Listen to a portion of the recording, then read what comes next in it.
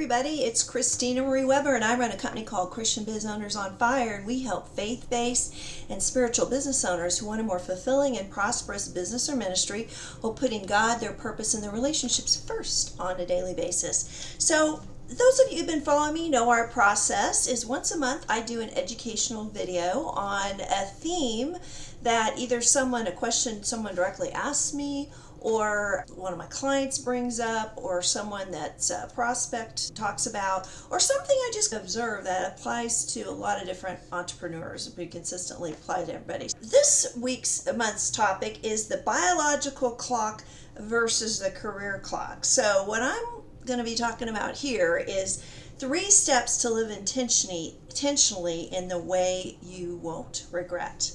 So what kind of brought this up was just some observations and conversations I had with different people, different women on all ages of the spectrum, just getting out to the workforce, and then those who have already launched their kids, spouses retired, maybe they haven't been retired or they haven't worked outside the home for quite some time or even ever. And so this is what this video is about, is just talking about what we're juggling now as women. So first of all, we have to understand that society has made some drastic changes in terms of the opportunities for women. So if you think back in the 1970s, a woman could not get a loan without her husband or a man being a co-signer. Prior to that, women were primarily in the career. They were teachers, nurses, or maybe somebody's secretary. There wasn't the kind of opportunity that we have now. Now, more women are actually college graduates than men, 61.8%. 60% have bachelor's degrees, and this is in the United States. 60% of all master's degrees are held by women, 59% of all doctorate degrees, and 65% of all associate's degrees. So women are actually have more higher education than men, their male counterparts. Currently, women make up 44 to 45% of all entrepreneurs, and 40.6% of all established businesses are women-owned. Other shifts that have happened is, as you can imagine, with this additional education and business, women are getting married later. The average age for marriage in the United States, first-time marriage, is 28.4. That varies where you live. Women in more of metropolitan areas tend to marry a little later. Average age versus rural areas. The average age for having children, first child, is 27.5. So if you have a high school diploma, those women tend to have kids a little earlier, 23 years. But you get a bachelor's degree, you're looking at 30 years. Professional degree, 33 years. Again, in a larger metropolitan area, you're looking at about a 28.5-year average for that first-time child, and in a rural area, 24.8. So the other thing is, the lifespan for women right now is 81.4 years. Men are at about 76.5. That gap is changing, and I think that's because women are more in the workforce. It's not just the men dealing with the stress of that, of pressures from the workforce force in addition to just managing your home. But women, if a woman makes it to 65, she's likely to live another 20.8 years.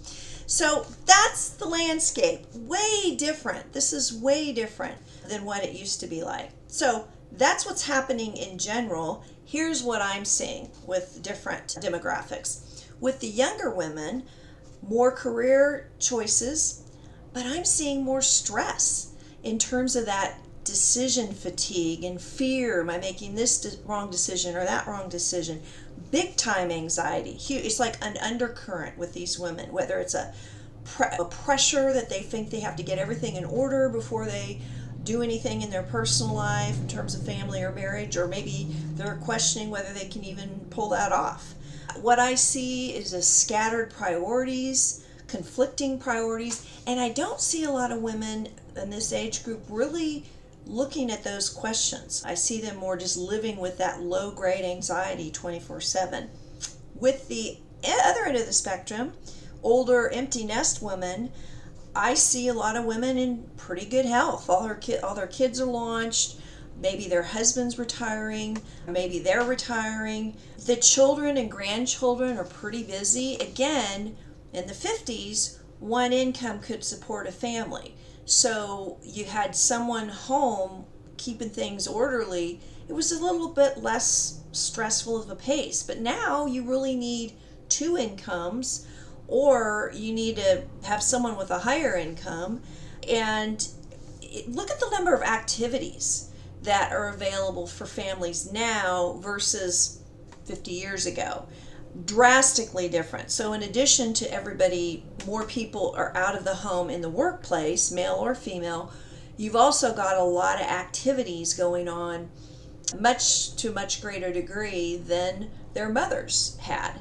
So these women, these empty nest women, have children or grandchildren that are really busy. Plus, it's a rapidly changing world. So depending on how these empty nest women in their 50s, 60s, whatever, are doing, they can start to feel a little bit disconnected from the rapid changes. If they're not in the workforce, if they're not having to juggle that kind of all those changes drastically and everything that's going on, they can feel a little bit out of it. And the truth is, if you look at that stat, they may have a significant number of years ahead of them. 20 years. Now, unless they're in really bad health, that's a different story. But if they're in good health, you're looking at 20 years. That's almost a whole generation ahead of them of life. And they may find in some of the cases what's happening is because the younger families are stressed. A lot of these grandparents are assuming more of a daycare role than just a pure grandparent role. Maybe partial or full. That's knocking things a little bit out of balance. So this may really find women in this category may really feel lost in the shuffle. They may start to experience a loss of meaning and purpose as their kids are independent and really longing, depending on how they invest those years. And I don't know what their peers are like. If they have a lot of peers in their same boat, that's going to be a little less lonely. But if many of those other women in their age group are opting to take a second or third career, or if they're watching their grandkids more and are unavailable in that way, you're talking about a lot of changes. So the point I want to say is we want to be intentional about what we're choosing and when and why.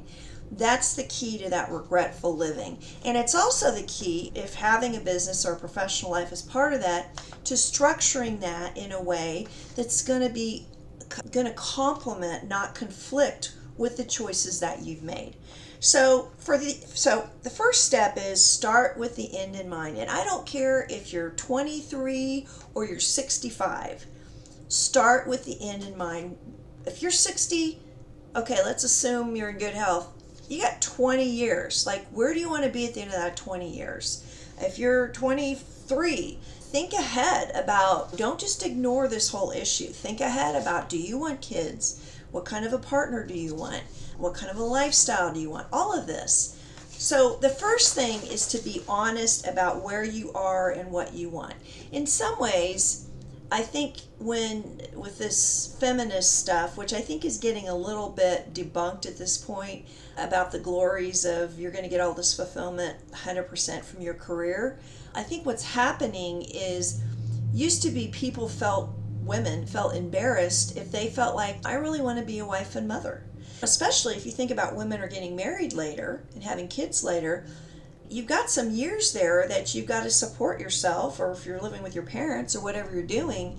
So sometimes it's kind of conflictual because you kind of need to support yourself, but at the same time, if in your heart your real goal is you'd love to be a wife and mother, there can be some hesitancy about getting super hardcore into a career, especially one that would take you away from finding a partner or being available for that. So the key is, there's lots of pressure. There's societal pressure of what people think you should do or what looks glamorous. And the key is really just to be honest about what you really want. Be sincere about that. It may be that you are leaning to kids, but maybe you had some issues in your childhood that didn't go that great, and so you have some fears. That's different than not wanting it.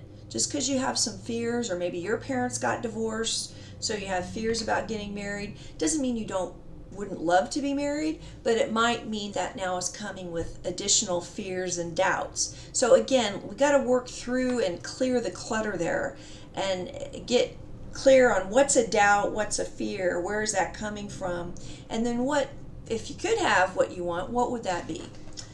Then you want to think about, picture, based on that honest assessment, your paths are going to look different. I always wanted to work part-time. I did not want to work full-time and have kids. I did not want someone else wanting my kid, raising my kids. And I wanted a spouse that could provide with those circumstances. Now, I wanted to do meaningful work. So I worked as a private practice marriage and family therapist, and it really fit that bill. It allowed me the flexibility of hours, because you can have lots of different hours that meet your clients' needs and also work with your family. A lot of flexibility. So I was very intentional about it. So when you can get honest, then you can prepare for whatever type of setup and structure, whether it's your finances or your actual work or all of this, that's going to be in alignment with that. It's going to be compatible with that. Have at least an idea of how you'd like to order this is important, especially in terms of attracting a compatible mate. If you're not really clear, and then you're with someone that's, hey, I really want a career woman, and I want us to be contributing 50-50 even once we're having kids, well, that's a different guy than someone that's saying, I'm with you, I would like to at least have you work part-time, or I'd really prefer you be at home, or whatever. They're not saying you have to do it, they're saying that's their preference. These are important questions to know. You don't want to get into marriage and kids and not have talked about this or really thought this through, and a lot of people do that, and it really creates a lot of friction. You're not working together because maybe somebody feels like they were not really being honest. In fact, in the Catholic Church, first of all, you need to be open to having children if you are Catholic. And so if you get into the marriage and then the person says, I don't think I want kids, that's grounds for an annulment, immediate grounds for an annulment. So we need to talk about these things before. So you want to understand so once you kind of figure this out, again, I'm not talking just people before they have kids, I'm talking about the people also after they've launched their kids. You want to understand that the less you're willing to commit to whatever direction you want to do, the less impact you will have and the less satisfying it will be, okay?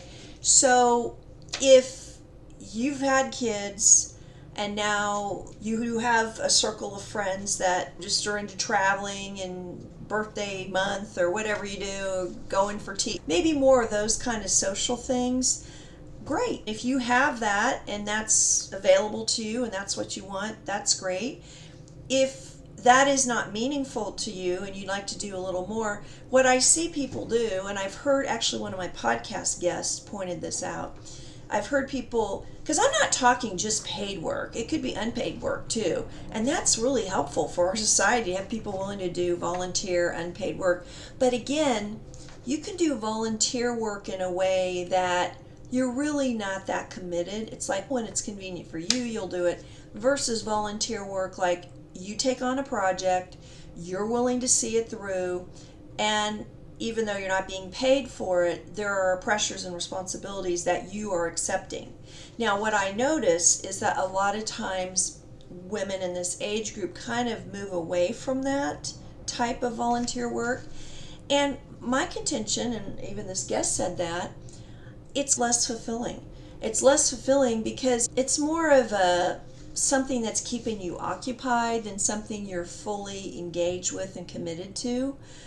The other thing that happens when you're fully engaged and committed to seeing something through, again, even if it's unpaid volunteer work, it causes you to develop your character in ways that if you're just plugging yourself in as a volunteer without any kind of steady commitment or any kind of pressure, and if you want to quit tomorrow, you just can, that's a way different result in terms of meaning. What people don't get is when they're really plugging in activities just to keep themselves from being bored, that is not as satisfying and meaningful. And you do that for 20 years, that really weighs you down. When other people are growing and investing and doing things like that, and you're more just not doing things to not be bored. Way different in terms of your life satisfaction and how you're going to feel. So we want to just be honest about what you want and then match up your structure to that. So the second step is, don't look at motherhood as a distraction, or that it could be distracting, or that it did distract you from your purpose, but it's an asset and it's part of your purpose. I think we've come to the point where we've so negatively portrayed motherhood as just ruining your career and causing financial strain and all this, that we've really missed out on what it really is. And yeah, it's expensive to have kids. Yes, there are sacrifices you have to make. Sometimes you raise kids and they're very ungrateful. Maybe we have a lot of parental alienation going on these days. You may raise kids and they never talk to you, or I know people that have had kids with different political views than them, and so they cut them off completely.